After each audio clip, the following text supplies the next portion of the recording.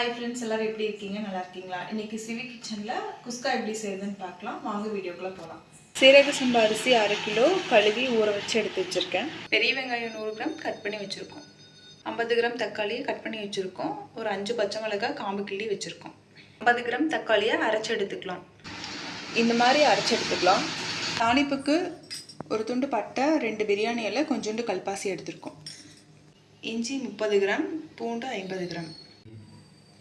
பிரியாணி மசாலா அரைக்க தேவையான பொருட்கள்: 3 ஆள்காட்டி விரல் அளவுள்ள பட்டை, கொஞ்சோண்டு கல்பாசி, ரோஜா இதழ் கொஞ்சம், 2 மராட்டி மொக்கு, 5 கிராம்பு, 1 டீஸ்பூன் சோம்பு, 4 ஏலக்காய், ஒரு அன்னாச்சி பூ, பிரியாணி இலை 1. இஞ்சி, பூண்டு, இப்போ சொன்ன பிரியாணி மசாலா பொருட்கள் இதெல்லாத்தையும் ஒட்டுக்கா போட்டு அரைச்சி எடுத்துக்கலாம். இந்த மாதிரி பிரியாணி பேஸ்ட்டாக அரைச்சி எடுத்துக்கலாம். புதினா, கொத்தமல்லி ஒரு கைப்பிடி அளவு எடுத்துக்கலாம். தயிர் ஒரு 1/4 டம்ளர், அப்புறம் ஒரு சின்ன லெமனை கட் பண்ணி எடுத்துக்கலாம். எண்ணெய் ஒரு 100 மில்லி ஆட் பண்ணிக்கலாம். பட்டை, கல்பாசி, பிரியாணி இலை இதை ஆட் பண்ணிக்கலாம். அடுத்து பிரியாணி பேஸ்ட் ஆட் பண்ணிக்கலாம். பிரியாணி மசாலா நல்லா வதங்கிடுச்சு. இப்போ கட் பண்ணி வச்சுருக்க பெரிய வெங்காயத்தை இதில் ஆட் பண்ணிக்கலாம். அரைச்சி வச்ச தக்காளியை இதில் சேர்த்திக்கலாம்.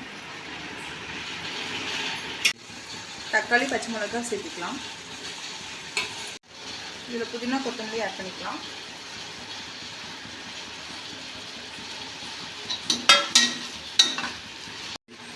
இதில் கொஞ்சமாக கல்லுப்பு சேர்த்துக்கலாம்.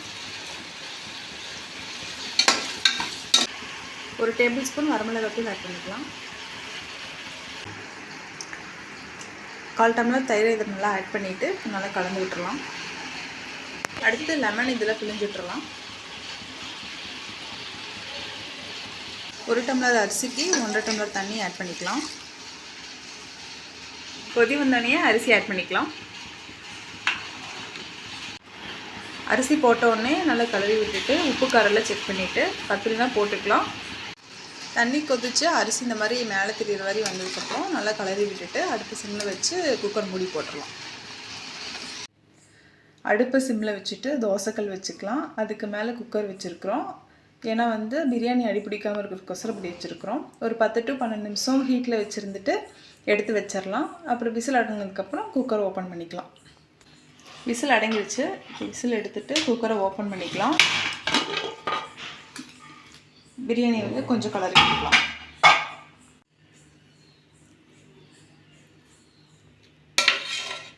சுவையான குஸ்கா ரெடி ஆயிடுச்சுங்க. நீங்களும் வீட்டில் இந்த குஸ்காவை ட்ரை பண்ணி பாருங்கள். இந்த வீடியோ பிடிச்சிருந்தா லைக் பண்ணுங்கள், ஷேர் பண்ணுங்கள், சப்ஸ்கிரைப் பண்ணுங்கள். தேங்க்யூ.